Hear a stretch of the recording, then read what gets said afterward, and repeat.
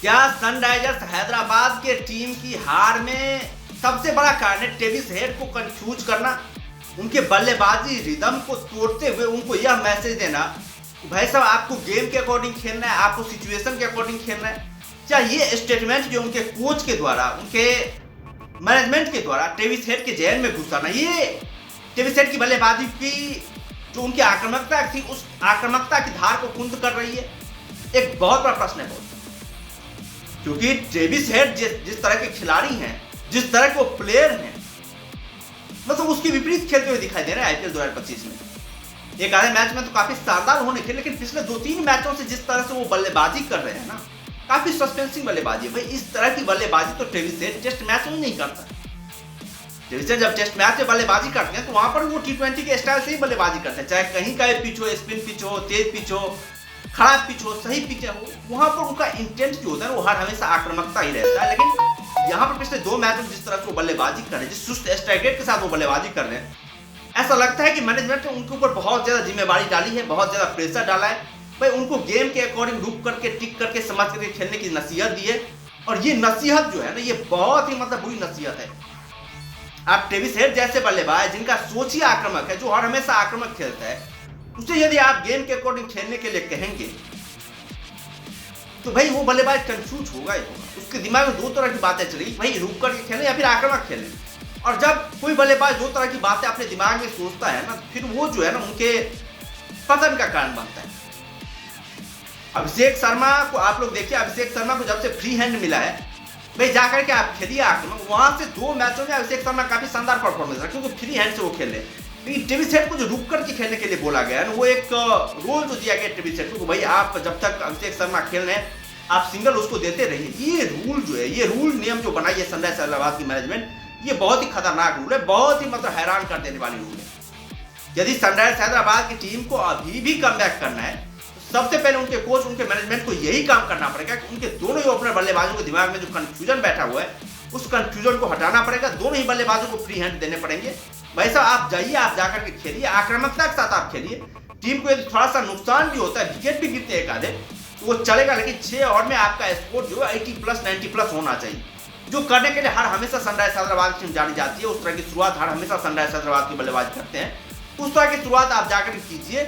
ये जो उनके कोच, उनके मैनेजमेंट, उनके कैप्टन को जो उनके ओपनर बल्लेबाजों के जहन में घुसाना पड़ेगा, तब जाकर के एसआरएच के ओपनर बल्लेबाज कमाल का परफॉर्मेंस करते हुए नजर आएंगे। और हमें पूरा उम्मीद है कि इस तरह से उनके कोच जाएंगे, इस तरह की बातें उनके कोच करेंगे, तो फिर उनकी टीम की स्थिति सुधरती हुई नजर आएगी।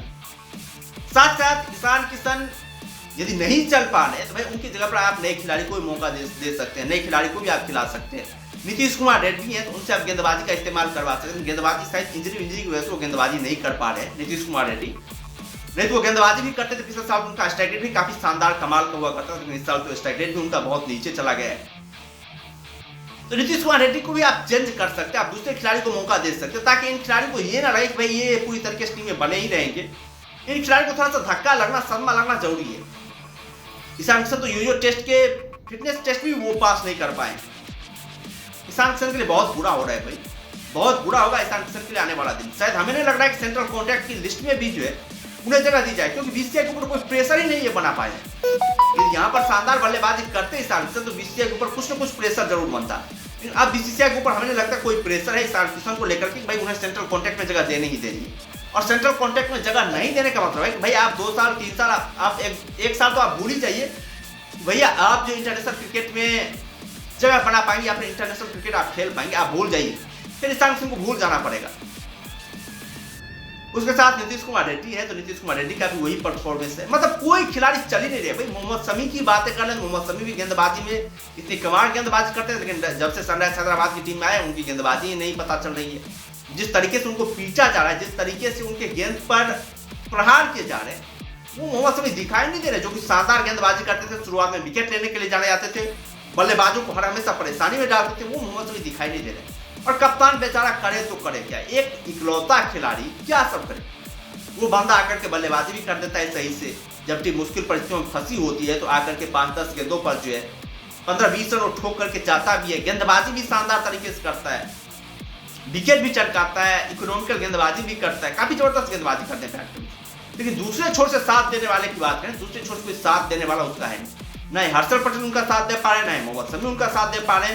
और पिछले साल जो एक सिनेरियो था ना, मतलब सनराइजर्स हैदराबाद की टीम को, वो ये था भुवनेश्वर कुमार और टीम नटराजन जैसे गेंदबाज थे इनके पास, जो काफी शानदार गेंदबाजी करते थे, काफी शानदार साथ निभाते थे। और जब पार्टनरशिप में गेंदबाजी होती है तो काफी शानदार गेंदबाजी होती है। वो पार्टनरशिप वाली गेंदबाजी इस साल दिखाई नहीं दी, और यही जो है सनराइजर्स हैदराबाद की टीम की हार का सबसे बड़ा कारण बनी है, बहुत ज्यादा हार का कारण बनी है। और सनराइजर्स हैदराबाद की टीम की ये स्थिति है, इस स्थिति के जिम्मेवार भी उनके गेंदबाज और बल्लेबाज दोनों हैं। लेकिन अब जो अब कुछ खोने के लिए बचा नहीं है, तो अब अटैकिंग माइंडसेट के साथ सनराइजर्स हैदराबाद की टीम को उतरना चाहिए। अब पूरी तरीके से जान झोंक देनी चाहिए, भाई जो होगा देखा जाए।